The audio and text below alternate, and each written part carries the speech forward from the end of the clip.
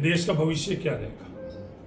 सिर्फ बातों से देश नहीं चल सकता। देश का भविष्य देश के विद्यार्थियों के माध्यम से ही हम लोग हमारा भविष्य मजबूत कर सकते हैं। नारों में तो 5 ट्रिलियन की अर्थव्यवस्था नरेंद्र मोदी जी ने बहुत वर्षों से नारे लग रहे हैं, पर क्या हकीकत में 5 ट्रिलियन का नारों में 2 करोड़ रोजगार, पर हकीकत में रोजगार छीन लिए गए। तो देश बड़ी चिंतनीय स्थिति में है। ये दिल्ली की घटना नहीं है, आप इस मूल जो केंद्र है उसको समझो।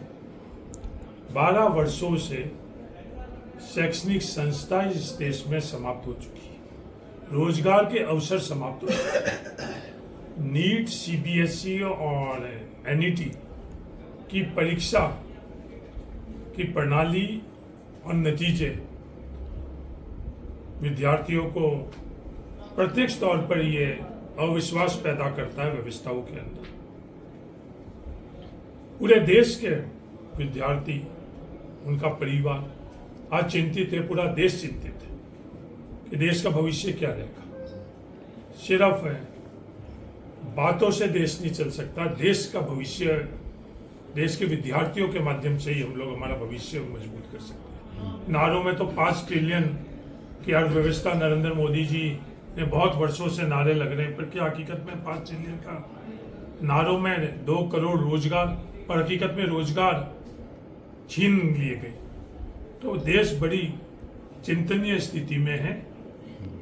स्वतः ही लाखों की संख्या में विद्यार्थी और उनसे जुड़ा हुआ परिवार, सिर्फ दिल्ली में ही नहीं, दिल्ली के अंदर मीडिया के लोग ज्यादा मौजूद रहते हैं। पूरे देश में हर जिले में यही हालात बने हुए हैं पिछले कुछ दिनों से। राहुल गांधी जी लगातार इस विषय के अंदर अपनी चिंताएं साझा कर रहे थे, इस बात को बड़े मुखर तौर के ऊपर उठा रहे थे। बीजेपी कह रही है कि जब पेपर तो जो कांग्रेस सरकार थी, गहलोत राज था, तब भी बहुत लीक हुए थे, तब तो इस्तीफे की कोई मांग नहीं हुई। भारतीय जनता पार्टी मूल विषय को समझना नहीं चाहती, वो देश के संदर्भ में चीजों को समझना ही नहीं चाहती है, देखना ही नहीं चाहती। आज वो बच्चों की मूल विषय क्या है, किस उद्देश्य से आई, आप इधर उधर उनका जो मूल भावना विषय उसको टालो नहीं। ये पेपर लीक तक का सफर नहीं, ये व्यवस्था शैक्षणिक संस्थाएं लगभग समाप्त हो चुकी है। जो नीट की परीक्षा के संदर्भ में 19, 20 और 21 वर्षीय बच्चों ने जो हकीकत बताई, क्या वो चिंताजनक नहीं?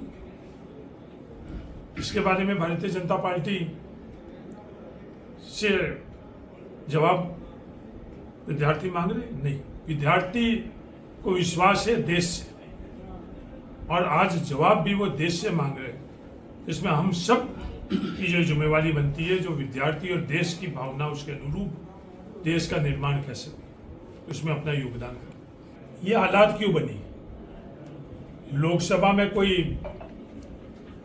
देश की आवाज उठाने दी जा रही?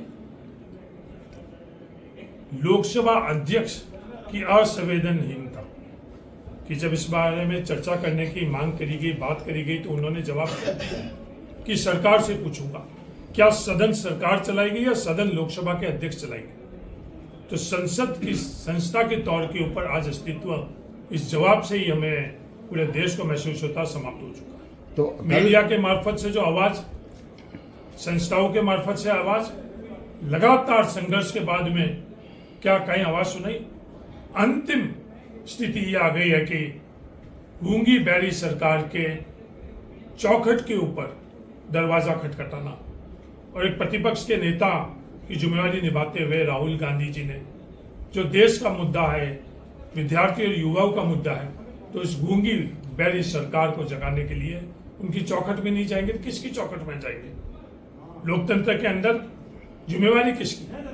प्रधानमंत्री जी की जिम्मेवारी, क्योंकि आज कैबिनेट का अस्तित्व नहीं है। हर निर्णय, हर श्रेय नरेंद्र मोदी जी स्वयं ही ले रहे।